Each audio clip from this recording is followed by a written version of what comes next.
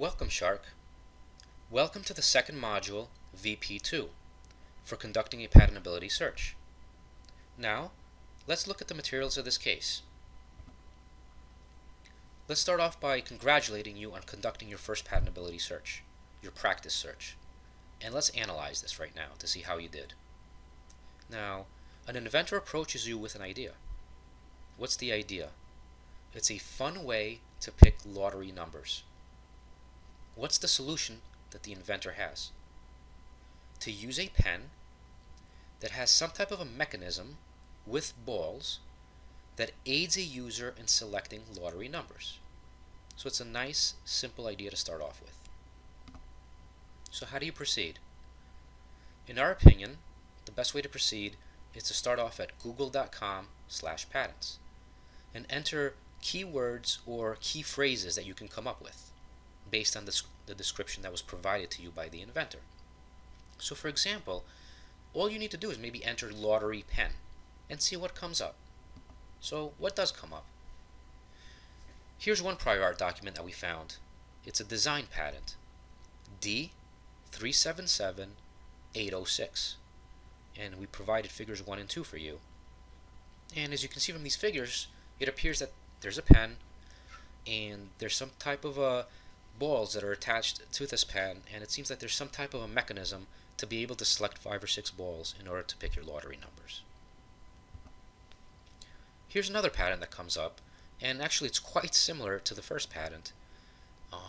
This one has number D379472, and again figures 1 and 2 are provided, and when you look at these figures you can see that there's some type of a pen, and again there's some balls in here that somehow the user can click and select these balls and then pick their lottery numbers.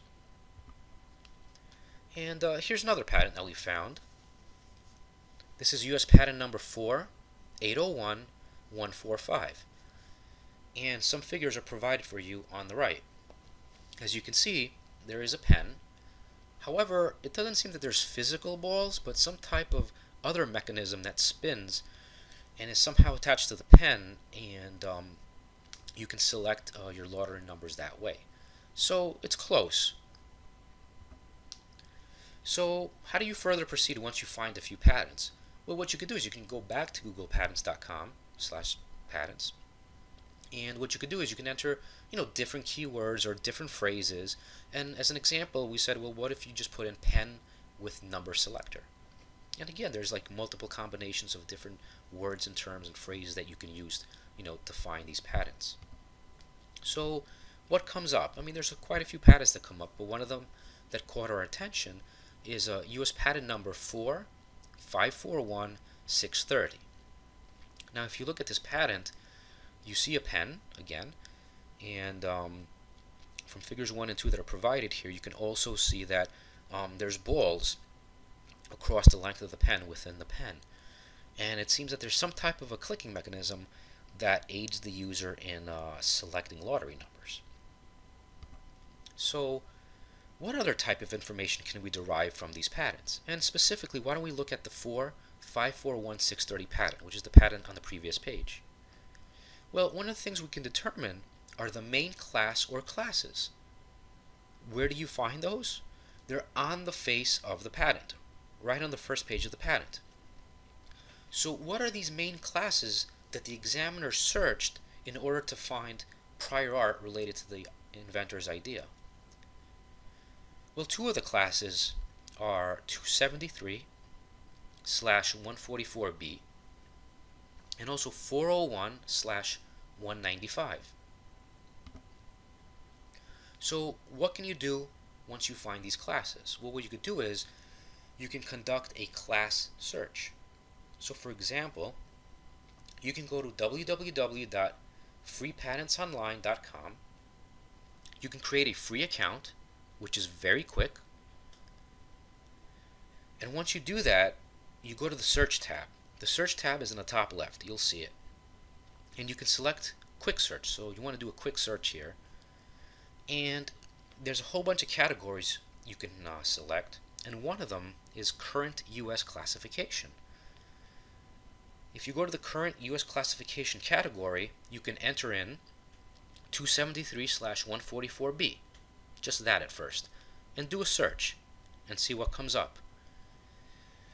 And then after you do that, you can also do a search for 401/195, again at the current US classification entry.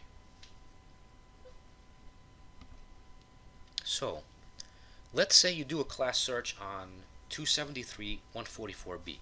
What do you get? Well, we got over 200 hits, and that's 214 hits to be exact as of the publication of this presentation. And this is an extensive and detailed search if you do it, if you actually go through all 200 patents. And this is only of the patents. We didn't even select patent publications or international patents. We were just looking at US issued patents only. So we found over 200 hits in this class. And one of the first hits that we had was US patent number 4902013, which we'll discuss in the next slide. So then what we also did is we did a search for 401/195, and we were interested to see how many hits there are, or how many patents there are in this class. And unfortunately we found over 1100 hits, and it was about 1135 to be exact as of publication of this presentation.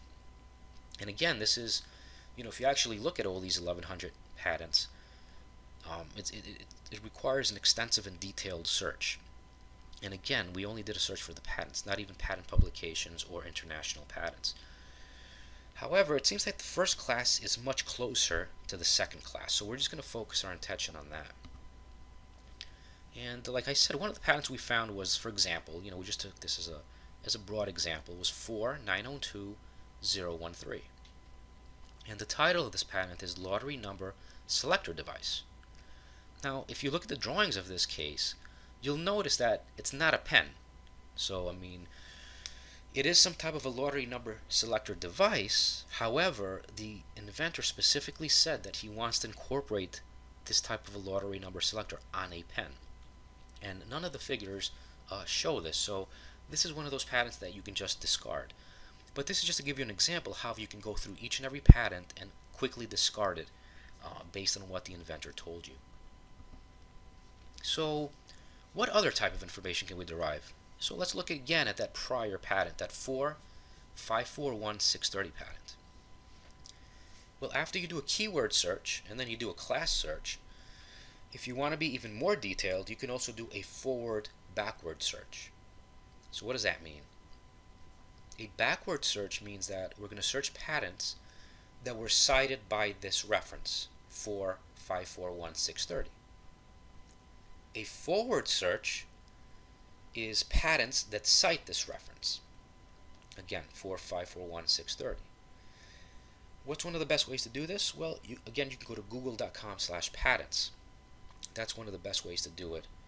So you go to that website, you enter in the patent number, and once you enter in the patent number, you scroll down to the patent, and you'll see that there's one indication or title at the bottom that says Patent Citations.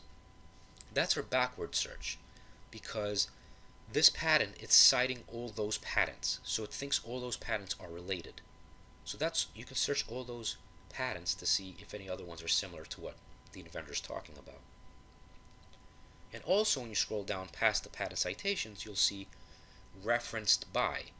So in other words, this patent here, 4541630, was referenced later on by other patents. So that's our forward search.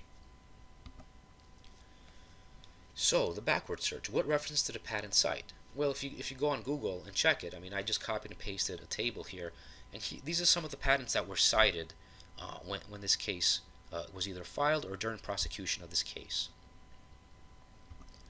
And in the forward search, it also has another table, and it says these are all the patents that were referencing or referenced this patent later on.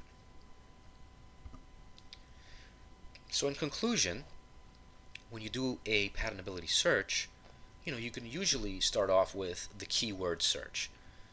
That'll bring you to certain patents that are very close, hopefully very close to what the inventor has told you.